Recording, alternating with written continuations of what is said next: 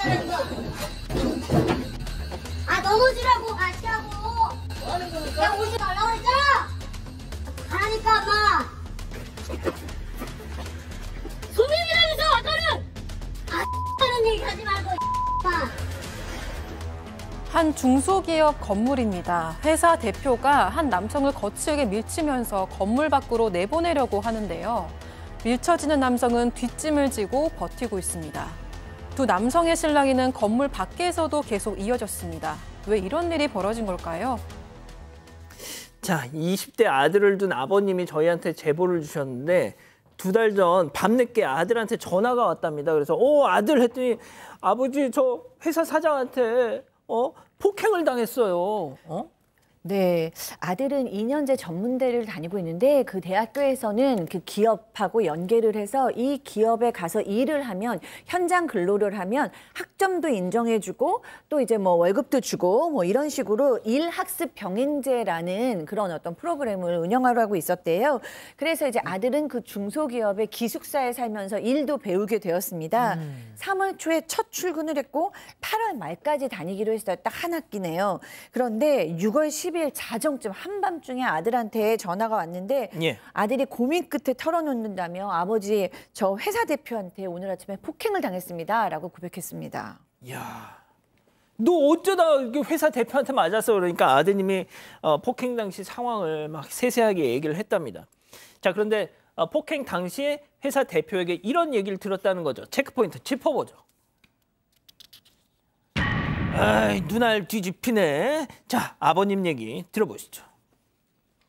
네, 아침 조회가 끝나고 나서 다른 임원이 사무실에서 아들 보고 쓰레기통 좀 비우고 와라 그래서 밖으로 나왔대요. 나왔더니 공장에서 나온 대표가 아들을 보더니 휘적휘적 걸어가고 그냥 냅다 그냥 안전하시면 발로 옆구리를 걷어차버려요. 그러면서 아들 보고 손가락질로 뭐라 하는데 얘 얼굴 그 눈 밑을 손으로 막 밀어요. 그러니까 애가 뒤로 머리를 휘청휘청 할 정도로 밀리고 이때 뭐라 그랬냐면 아들한테 들어보니 니들 눈깔 파버리고 나는 산지 처리만 해주는데 돈만 주면 돼. 이딴 소리를 했더라고요.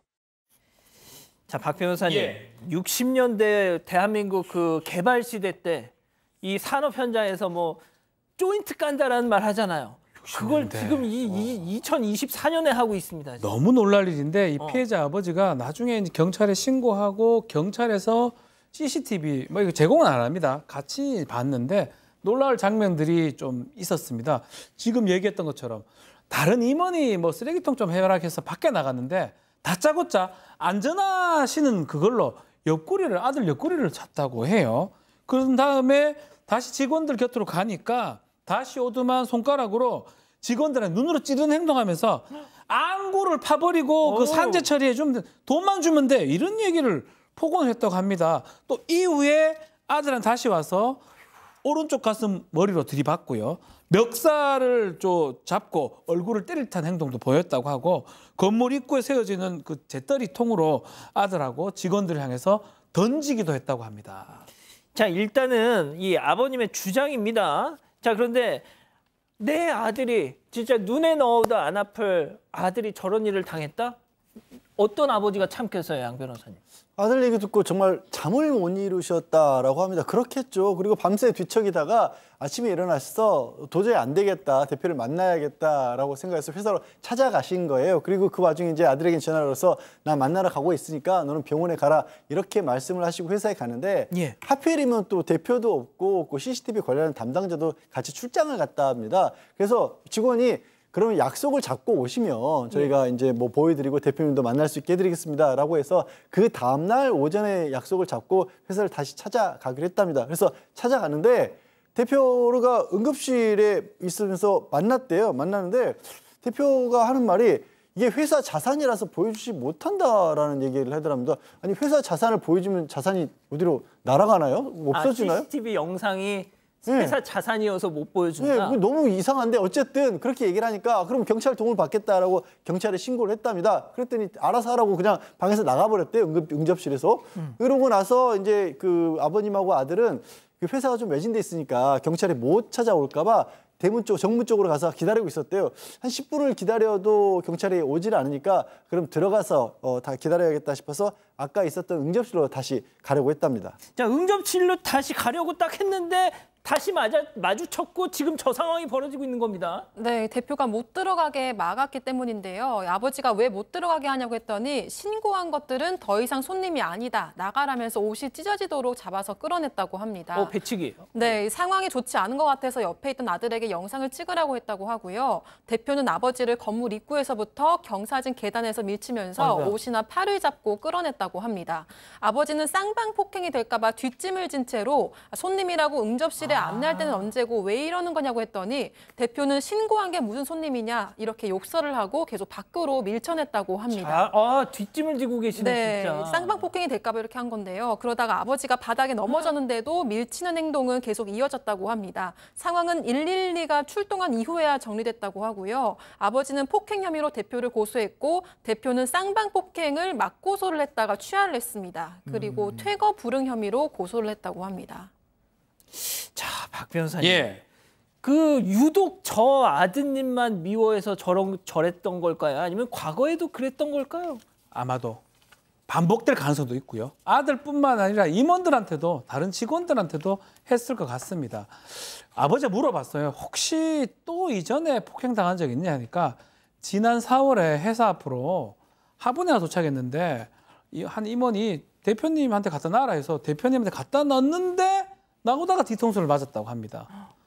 뒤통수 때리면서 하는 말이 아니 이거 알고 받아야지 알지 못하고 받느냐라고 폭행을 가했던 적이 있다고 하고요. 이거 말고도 직원들한테 폭설 이런 것, 욕설 같은 것들을 폭언 같은 것을 많이 했다고 하는데 이런 글을 올렸다고 합니다.